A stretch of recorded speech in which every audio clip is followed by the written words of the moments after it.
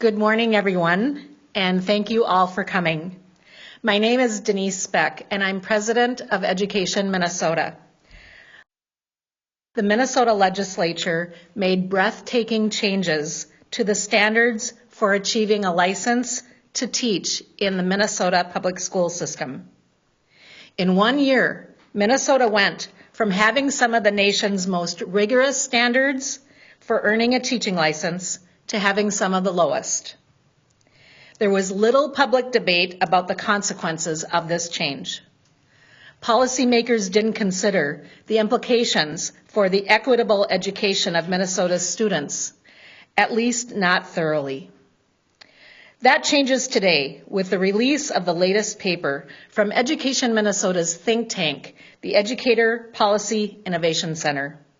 We call the group EPIC, and the name fits the new paper. The merits of teaching preparation grounded in equity, critical components for developing and retaining educators who are responsive to Minnesota's diverse and complex communities. EPIC reports draw on the findings of the most respected academics in the country, but that's not what makes them special. Unlike the dry documents that may land on your desks every week, EPIC reports from us contain the lived experiences of some of Minnesota's finest educators, and a few of them are with me today. The current report had an advisory of they work in traditional schools, alternative settings, and a residential facility. They live in small towns and big cities. There is a student teacher, a veteran educator, an education support professional, and a school psychologist. This diverse group looked at the evidence and reached a few conclusions. They agreed that the old system wasn't perfect. Not all new teachers have had the skills needed. But the advisory group also agreed the decision to cut the link between high quality, thorough teacher preparation and teacher licensure was a serious mistake. They believe the students who will pay the price for this policy are the same students who, sadly, usually suffer when powerful institutions govern poorly. The paper argues that all future teachers in Minnesota must experience student teaching and receive formal training in 6 distinct areas. This training and experience is not necessarily required to earn a Tier 1 or Tier 2 license. Those areas of expertise are deep content knowledge, assessment and testing, working with diverse learners, sometimes called cultural competency, special education, classroom management, student behavior management, and restorative practices, childhood development, including social emotional learning and trauma-informed teaching. Our next 4 speakers will talk briefly about the importance of training in these areas. And I will then offer some thoughts about the argument that Minnesota needed to lower its standards to solve the teacher shortage. And after that, we will take some questions. So now I am proud to introduce to you Dennis Draughn. Dennis? Thank you, Denise, and good morning. My name is Dennis Draughn. It's spelled D-E-N-N-I-S. D-R-A-U-G-H-N. I'm a high school social studies teacher at Apple Valley Senior High School in the Rosemont Apple Valley Eagan Public School District. Thank you again for coming today. Teachers have always been at the forefront of the fight for progress in our society. But the issue at hand is whether that can still be true if teachers are not prepared to educate a student population that is growing more racially diverse every year. I have my doubts, and so does one of my students. She is so concerned she plans to start a student group to discuss issues of education, culture, and racial bias within the community. She feels teachers cannot relate to her and the things she goes through as a black student in a racially divided society. She says her teachers aren't equipped to discuss issues surrounding race, culture, ethnicity, religion, or sexual orientation. As a teacher, I can see her point. And although she might not know it, the problem she identified only gets worse when we lower the standards for teacher preparation and licensing. Minnesota needs more educators with formal training and cultural responsive teaching. But our state government said last year that such thing wasn't important anymore. I'm in a profession dominated by white colleagues who are already often unwilling or unable to have difficult conversations about race and culture. Reducing the training requirement for the next generation of teachers was a mistake. Minnesota also needs more teachers of color, but using that as an excuse to lower standards is unacceptable and insulting to every minority teacher. Again, I want to say this as bluntly as possible. Trying to increase the diversity of the teaching staff by lowering the standards sends a message that we are not capable of meeting the standards to begin with. This, again, is a slap in the face to every minority teacher who has worked their butts off to get where they need to be. If we, as a state, don't address the other reasons why people of color are not going into the field of education and staying in the field of education, we are guaranteeing that the problem will never end and never be fixed. There's no difference between ignoring the real issues in our state, saying we're fine with things as they are. So let's speak plainly about one of these issues. Educators don't get enough respect. Some of our most talented students are overlooking education as a career, as a professional career, because our state treats educators as glorified babysitters. Teachers of color are not babysitters and never will be. I'll say it again. Teachers of color are not babysitters and never will be, especially for students that you may call the problem. We are instead trained and credentialed professionals and experts at our craft. It is time Minnesota take extreme ownership of the challenge to prepare the next generation of teachers to educate the next generation of diverse students. That will not mean lowering the standards, but it will mean more of us getting involved in the schools and in our communities. That goes for state legislature, college teacher preparation programs, myself, and you. Thank you. I will next up is Chris Peterson, sophomore at the University of Minnesota in the teacher preparation program right now. All right, thank you, Dennis. Good morning. My name is Christopher Peterson, and I'm enrolled in a teacher preparation program at the University of Minnesota Twin Cities. I also work for the Minnesota Historical Society, where I help students with their projects for National History Day. I haven't worked in as many schools or for as long as many of these other educators, but whenever I walk into a new classroom, it becomes very apparent how much, or more likely how little, training the educators have in special education. In my very first day of working in a classroom, one student, who was already paired with an educational assistant, acted out and began disrupting the entire class. The educational assistant tried to de-escalate the situation multiple times, but failed, forcing the teacher to step in and try and de-escalate the situation themselves. But the teacher lacked the tools necessary to curb the student's outbursts, and the disruptions continued throughout the hour. So not only was this student's learning impaired, but so was that of the entire class, as the teacher had to continually stop teaching in order to step in. Therefore, I believe that a robust special education training is necessary for any teacher preparation program. As teachers, we will not always have of an educational assistant who is trained in special education, or even a special education teacher that we can work with. Because of this, we must have a better more robust special education training in all our teacher education programs. We must resist this scheme to license people with no training at all in educating students with special needs.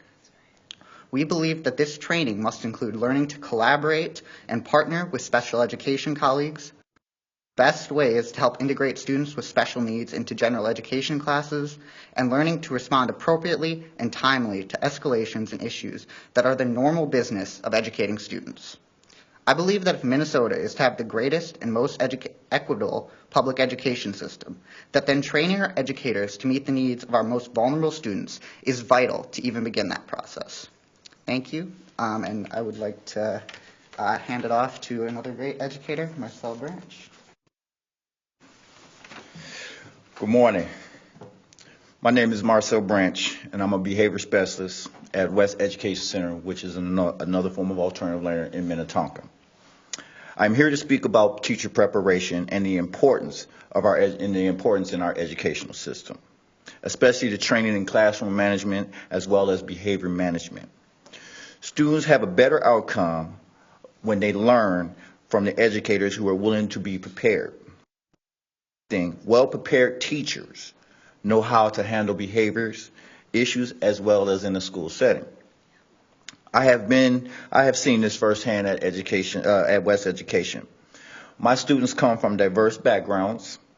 They face trials and tribulations, and on a regular basis. Some students deal with poverty.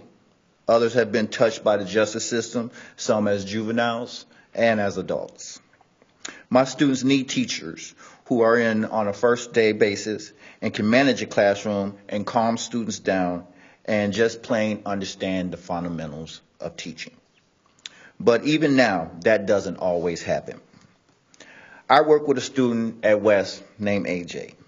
He struggled every day with behavior issues, refusing to work, and drug usage. I spoke with AJ on an everyday basis about reaching for his goals. I begged him not to become another young black male to fall hands to the system. AJ needed teachers who were already prepared. He needed teachers who walked into the classroom knowing how to deal with behaviors, who could engage him, who could get AJ the help he needed around his drug usage. But we all failed him. This summer, AJ became another young black male to fall victim to the correction system for a mistake that he can never take back. This mistake will cost AJ 40 years to life in the state penitentiary. Minnesota must quit ignoring the problem here, but put some real concern around teacher preparation and give teachers, new and old, a fighting chance to be successful in the field. Minnesota teachers need more training and management in classrooms and behaviors and around issues. And we got to give our students a better chance. Students like AJ's needed teachers who were supposed to be prepared and to learn the fundamentals of the job. We need to zoom away from teacher preparation. We need to zoom away from reducing teacher preparation and start making some real change and having our students get better learning. And I would like to hand it over to Ms. Angela.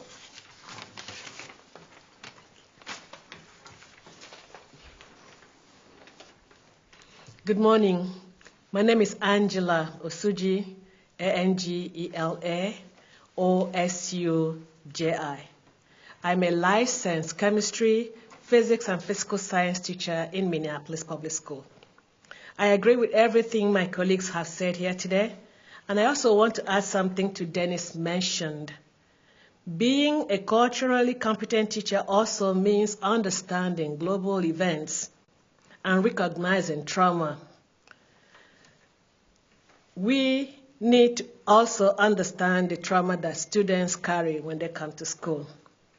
These often go together.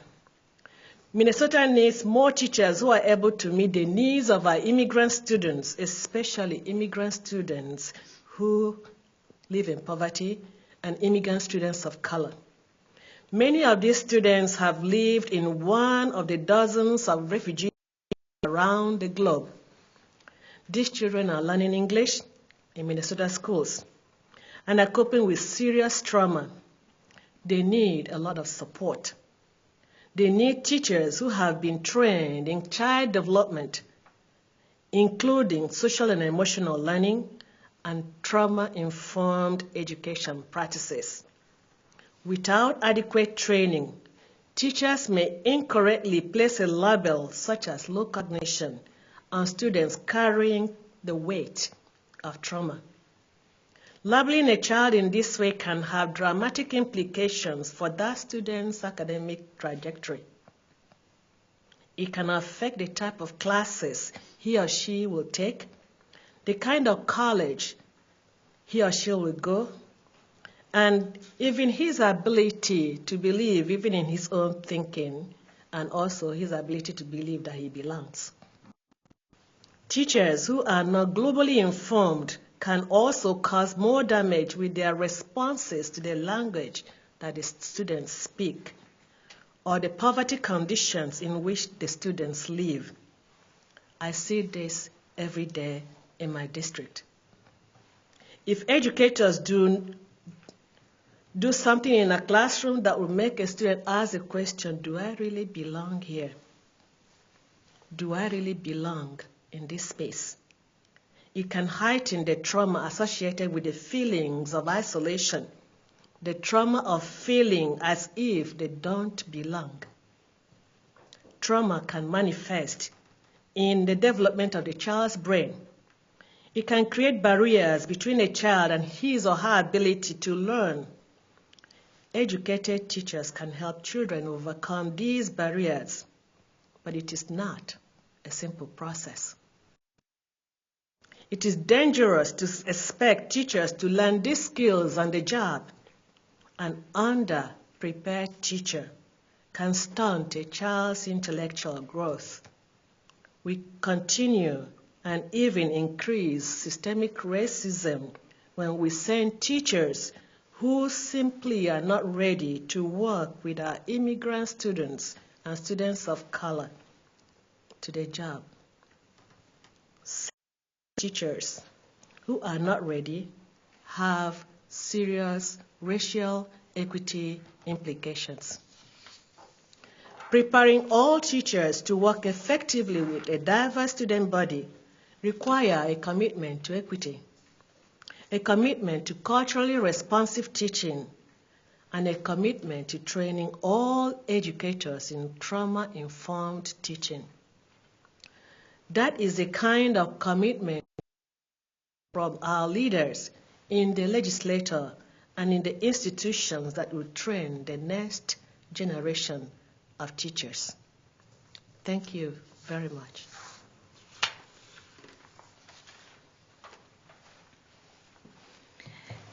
Thank you, Angela. Knowing how to teach diverse learners, educating students with special needs, understanding and helping like AJ with behavioral disorders, addressing the trauma behind an immigrant student's struggles. Those are all the skills the legislature devalued when it changed the law for how teachers are licensed. Can anyone agree with that choice after hearing from Dennis, Christopher, Marcel, and Angela? There was a story last year that the changes were necessary because of the teacher shortage. Well, the shortage is certainly real, but the cause has never been a high bar for earning a license. There are now more than 50,000 licensed teachers in Minnesota who are not working in classrooms. They didn't leave the profession because of the challenging standards or the red tape. Compare Minnesota's new standards to those of our neighbor to the north, Canada. It's not even close, but the Alberta government currently projects an overall surplus of its teachers through 2025. No, Minnesota has a teacher retention problem. Teachers can't afford education debt. There's a crying need for student support services and a chronic lack of respect for our work. When 1 in every 3 new teachers leaves within the first 5 years, we need to recognize that the problem has less to do with getting teachers into the profession than keeping them there. Education Minnesota will continue to advocate for a better system for training teachers, including pushing the licensure law toward requiring practical experience plus training in the 6 areas described in the report. This matters to all Minnesotans. Properly trained classroom teachers produce higher achieving students. A preparation system built on principles of education equity will help close the opportunity gaps among students in our state. Lawmakers made a mistake with this law, so lawmakers can fix it. And if they don't, we can all go to the ballot box in November and elect folks who will. Thank you very much, and we have time for questions.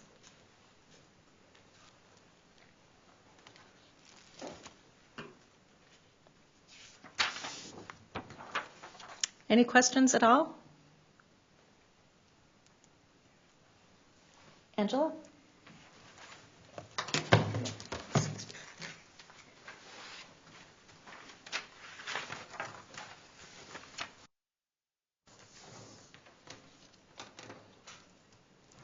My question is,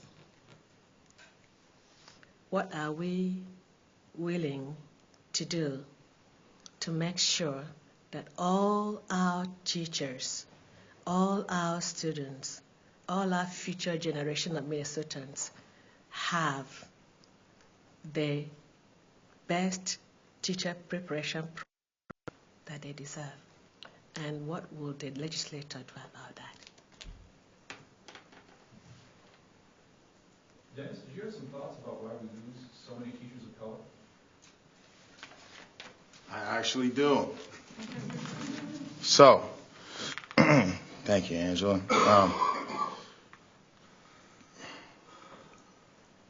The problem isn't with the students. It's with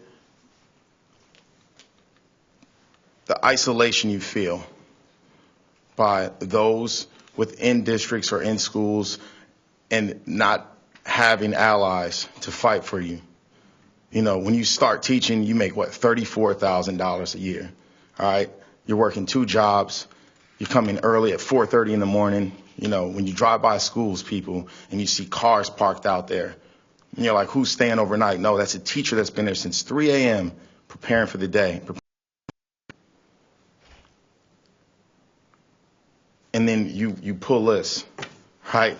You don't ask doctors, right? You don't ask doctors to have a tier system. All right? You don't ask lawyers to have a tier system. We are working with the minds of the future generations. And you vote. You vote. You vote on whether that's important or not. Teachers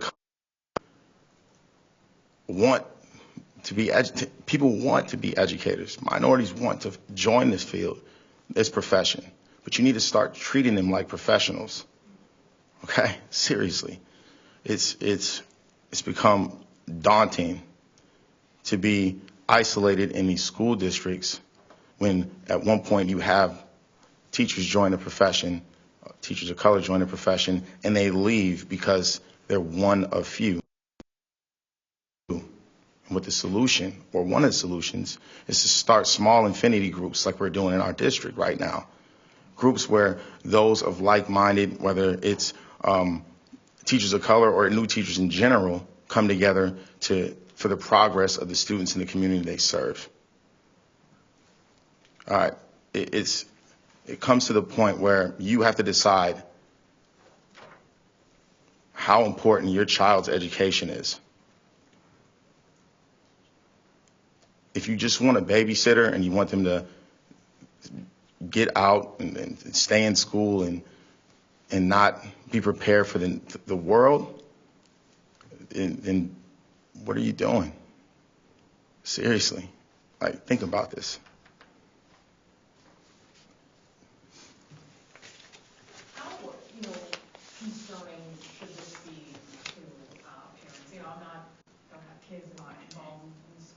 stuff. But for people who maybe don't keep up on the day-to-day goings on of the legislature, may not be totally aware of this. This happened last April. It's kind of, people are busy. They have, multiple kids, a lot's going on. What would you say to parents who maybe are just hearing about this for the first time? Okay, so imagine, right? Imagine you have a school district. You're hiring, and you somehow get teachers in there who are teaching a subject matter who aren't trained to control the classroom, can train in pedagogy itself and understand how students think. I mean, for example, I have 36 students in my class right now. 36 students in one of my classes. Another one's about 35. You have to make sure you understand different ways of thinking, different ways of how child psychology, all types of stuff. There's many different things you're doing. You're a psychologist, psychologist to a counselor. You're teaching content areas. You're preparing, and teachers who are just thrown out there aren't understanding how difficult the task can be to control all these students, let alone the financial burden it becomes when you have to buy your own supplies, right? And you have to find resources online.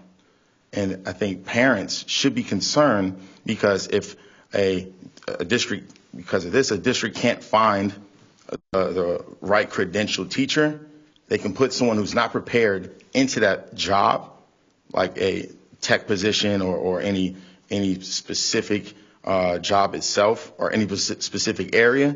You can have a bachelor in biology and teach English. Does that make sense? Right? I think it's a really good question because it's a really good question. Why did it happen last year without very little public debate? Why were these decisions made behind closed doors without input from parents and students and educators? I think we have to ask ourselves, why did this happen? The tiers are very complicated. And for the first time ever in the state of Minnesota, we will have people receiving licenses that do not have preparation. The parents of Minnesota should be going to their school districts and asking the questions. Will my student's teacher have a Tier 1 license? Are they a Tier 3 license? Did you post these positions? Did you look for people with qualifications? And quite frankly, what we know is that the students with the most challenges and the highest needs are likely going to get the teachers with the lower tiered license and the least experience. That is wrong.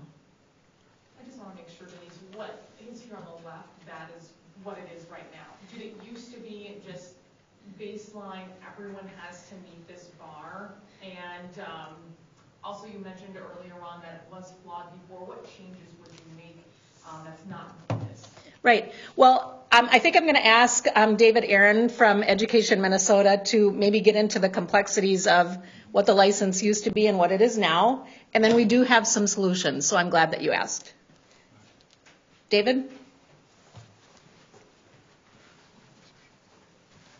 So previously, our law required all teachers to have rigorous subject matter and pedagogy training in order to receive a 5-year license. And now we have this giant loophole in the Tier 3 license, which allows you to teach indefinitely without having that preparation. So what we'd like to see as a starting point in legislation is closing that loophole and requiring everyone to get for these Tier 3 and 4 licenses to have rigorous subject matter and pedagogy training.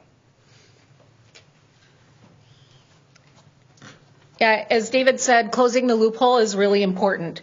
We also are looking for financial support and other resources for Tier 1 and Tier 2 teachers to move through teacher preparation programs.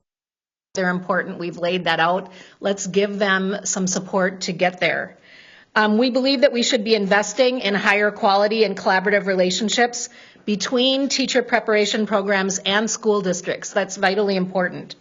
We need to fully fund public institutions of higher education in the form of subsidizing free and affordable college education, tuition tax relief, and education debt relief. Let's increase teachers' salaries to incentivize long-term commitments to our most diverse and our most impoverished schools.